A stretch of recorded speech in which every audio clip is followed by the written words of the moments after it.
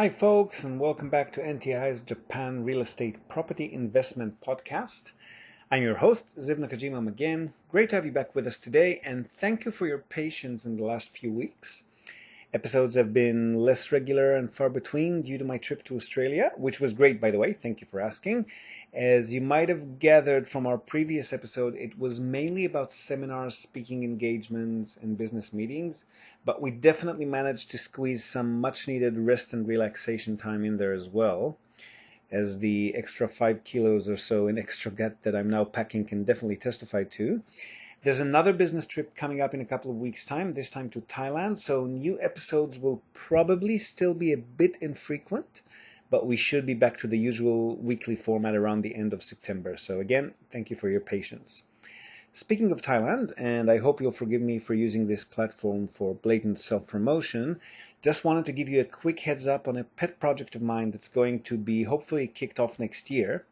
Now, this has nothing to do with NTI, it's purely a personal thing. A few friends and fellow investors got into our heads that we want to purchase a tropical island resort that we came across in beautiful Koh Phangan, one of Thailand's amazing island getaway spots. If you'd like to be a part of this project, which comes not only with a share of the profits, but also with other perks, like a week or two of free accommodation every year, do feel free to drop me a line, either in the comments sections or via email on tendo@nippontradings.com. That's Tendo, Tendo, which means something like heaven or enlightenment in Japanese, at Nippon, Nippon Tradings with an S, all one word, and I'll follow through with the full information package, which will be forwarded to you. So that's Tendo@nippontradings.com. As mentioned, we'll be visiting the island and the potential resort in a couple of weeks' time, between September 5th and 15th. So if you'd like to come and join us, do feel free. Looking forward to seeing you there. Okay, now back to Japan. If you'll recall from one of our previous episodes back in early July, we were talking about solar energy, renewable energy industry here in Japan, and how these tie up into real estate projects, such as investing in landed or floating solar farms, rooftop panel installations, and new solar-enabled constructions of new structures. Well, today we're going to expand our net a bit more and dig into one of the main reasons for the shift towards renewable energy, which is, of course, climate change.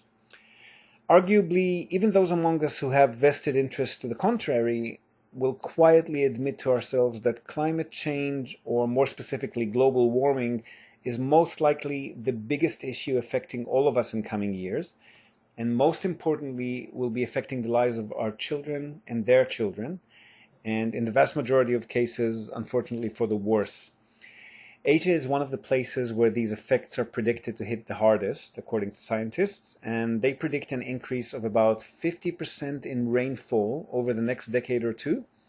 And since these rainfalls will be less frequent and far more intense than they currently are, the results aren't going to help agricultural production and vegetation at all. They're actually more likely to have the opposite effect of destroying crops and structures by flooding. Throw rising temperatures, typhoons, and cyclones into the mix, which are already becoming more frequent and volatile, and you've got a recipe for disaster. Now, Japan, with its 30,000 or so kilometers of coastline, is essentially a large group of islands and is extremely likely to be very seriously affected by the 3 degrees Celsius estimated rise in temperatures, which is forecast this century. The Sea of Japan area is actually forecasted to rise 3 to 7 degrees in that same period of time. Agriculturally, Japan, like most countries in Asia, relies on rice as its most basic staple food for all ages, and rice production specifically is due to suffer a serious blow this century, expected to drop by 50%, with production costs doubling. Coral reef systems as well are expected to collapse, which spells disaster for marine ecosystems and seafood supply, and that will harm not only the country's domestic consumption, but also its export economics. Scarcity of water, which is needed to cool thermal power plants and to power hydro installations, will lead to further reductions in energy production and more reliance on fossil fuels, which of course will expedite climate change even more.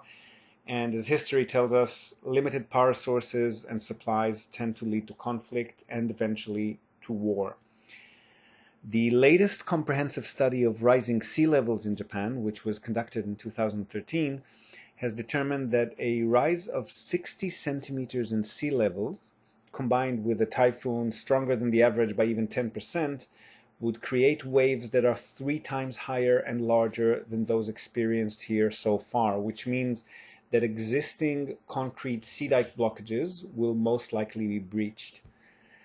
Furthermore, groundwater in coastal areas, which also rises with sea levels, can cause soil to become saturated. And once an earthquake hits, as it does on a regular basis here in Japan, this makes land very vulnerable to liquefaction and causes a far higher risk of structure collapse in those coastal areas. Tokyo, Osaka, and Ise bays represent the highest risk, according to the study. Osaka specifically is one of the world's 10 most vulnerable cities to rising sea levels, and this is where these damages can be most devastating. Economists project that the city could suffer nearly $1 trillion in asset loss and damages due to coastal flooding in the next 50 years, which is more than 4 times its current economic risk from these events. Nagoya, which is also one of the most vulnerable cities, is also one of the least prepared, and they've already seen one of the largest growth of annual flood financial losses globally.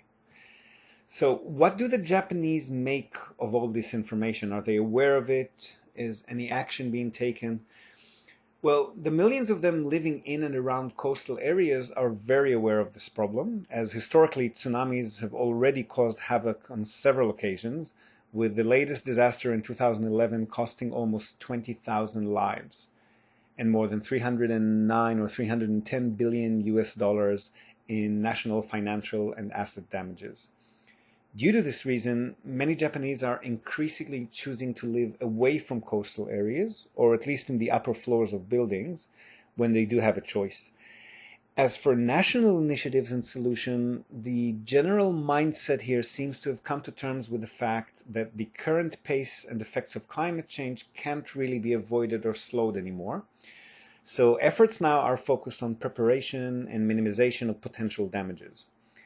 The main areas which require some serious spending for this purpose are prediction and monitoring systems, upgrades to existing port facilities, the remodeling of coastal structures, and construction of anti-tsunami barriers.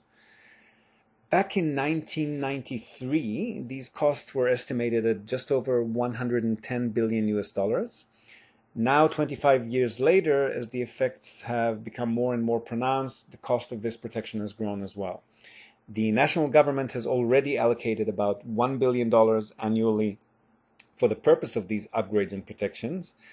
But since about 40% of the country's protections are outdated and deteriorated, there is much more work that needs to be done, especially in places like Nagoya, where the work done so far has barely even scratched the surface. So, pretty grim picture, unfortunately, on par with many other countries in the world. Here's hoping someone in government wakes up and smells the sea salt sooner rather than later, and hopefully before another major disaster hits. That's it from us today, folks. Hope you've enjoyed this episode in spite of the rather dark and pessimistic atmosphere. Best to be prepared, though, and not stick our heads in the sand on this topic. Please do share this content with your networks if you think they may find it interesting. And as always, we welcome your comments, questions, and discussion on whichever platform you may have found us. Drop us a line if you'd like to have a chat about the contents of this podcast, this episode, or the Thai resort project that I've mentioned at the start. And lastly, we'd really appreciate it if you could rate this podcast on the iTunes Store, the Google Play Store, or wherever you may have found it. Hope to have you with us next time. And until then, as usual, from all of us here at NTI, we wish you a fantastic weekend and happy investing.